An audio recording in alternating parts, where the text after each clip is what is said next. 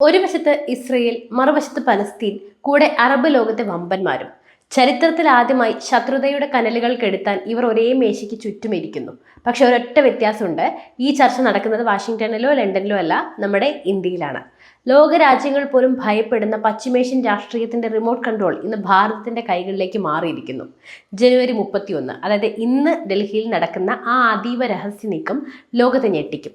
പ്രധാനമന്ത്രി മോദി അടുത്ത മാസം ഇസ്രയേലിലേക്ക് വിമാനം കയറുന്നതിന് മുമ്പ് ഇന്ത്യ പടുത്തുയർത്തുന്ന ഈ നയതന്ത്ര കോട്ട എന്തിനാണ്?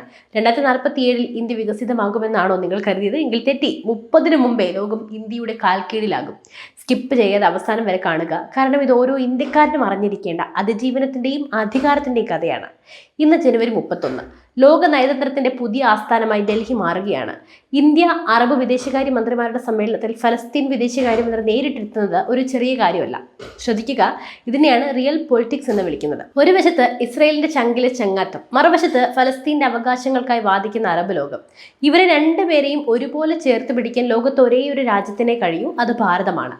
അറബ് രാജ്യങ്ങളിൽ നിന്ന് ഊർജ്ജവും നിക്ഷേപവും ഉറപ്പാക്കുമ്പോൾ തന്നെ ഇസ്രയേലിൽ നിന്നും ശത്രുക്കൾ ഭയക്കുന്ന അത്യാധുനിക ടെക്നോളജിയും ഇന്ത്യ സ്വന്തമാക്കുന്നു. ഇന്ത്യ ഇവിടെ ഒരു കാഴ്ചക്കാരനല്ല, മറിച്ച് ആരും അനുസരിക്കുന്ന ഒരു ഗ്രാൻഡ് മീഡിയേറ്ററാണ്. പ്രധാനമന്ത്രിയോട് വരാനിരിക്കുന്ന ഇസ്രയേൽ സന്ദർശനം വെറും ഒരു സൗഹൃദ സന്ദർശനമല്ല. അവിടെ ഒപ്പിടാൻ പോകുന്നത് മദർ ഓഫ് ഓൾ ഡീൽസ് 2.0 ആണ്. എന്തുകൊണ്ടാണ് ഇസ്രയേൽ ഇന്ത്യയെ ഇത്രത്തോളം സ്നേഹിക്കുന്നത്? അമേരിക്കൻ പ്രസിഡന്റ് ട്രംപ് രൂപീകരിച്ച ബോർഡ് ഓഫ് പീസ് സമിതിയിൽ പാകിസ്ഥാൻ വരെ ഭാഗമായപ്പോഴും ഇന്ത്യ തന്റെ ചീട്ടുകൾ പുറത്തെടുത്തില്ല. എന്തുകൊണ്ടാണ്? കാരണം ഇന്ത്യ ആരുടെയും പിന്നാലെ പോകുന്ന രാജ്യമല്ല. ഭാരതത്തിന് അനുവാദമില്ലാതെ പശ്ചിമേഷ്യയിൽ ഒരു സമാധാന ചർച്ചയും പൂർണ്ണമാകില്ലെന്ന് ലോകത്തിന് മനസ്സിലാക്കി കൊടുക്കാനുള്ള തന്ത്രപരമായ മൗനമാണിത്. പണ്ട് നമ്മൾ ആയുധങ്ങൾക്കായി റഷ്യയുടെയോ അമേരിക്കയുടെയോ മുന്നിൽ കൈനീട്ടി നിന്നിരുന്നെങ്കിൽ ഇന്ന് കഥയും മാറി. ഇന്ന് ഇന്ത്യ ലോകത്തിന് ആയുധങ്ങൾ വിൽക്കുകയാണ്. ഇസ്രയേലുമായി ചേർന്ന് ലോകത്തിലെ ഏറ്റവും മാരകമായ മിസൈലുകളും ഡ്രോണുകളും ഇനി ഇന്ത്യൻ മണ്ണിൽ നിർമ്മിക്കും.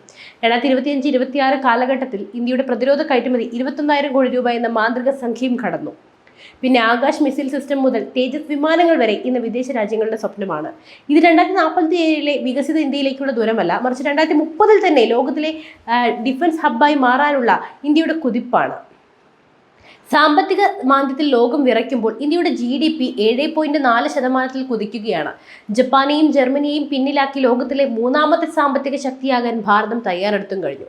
നമ്മുടെ UPI വിപ്ലവം നോക്കൂ. സിംഗപ്പൂർ, UAE, ഫ്രാൻസ് ഇപ്പോൾ ലോകത്തെ ഡിജിറ്റൽ പേയ്മെന്റുകളുടെ 40%വും ഇന്ത്യയുടെ നിയന്ത്രണത്തിലാണ്. റോഡ് സൈഡിലുള്ള ഒരു തട്ടുകടക്കാരൻ പോലും QR കോഡ് ഉപയോഗിക്കുന്നത് കണ്ട് ലോകം അന്തം വിട്ടിരിക്കുന്നു.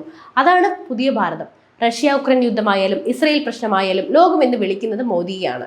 വികസ്വര രാജ്യങ്ങളുടെ നായകനായി ലോകത്തിന്റെ വിശ്വമിത്രമായി ഭാരതം വളർന്നു കഴിഞ്ഞു. ഇത് വെറും ഒരു ഭരണാധികാരിയുടെ വിജയമല്ല, 140 കോടി ജനങ്ങളുടെ ആത്മവിശ്വാസത്തിന്റെ വിജയമാണ്.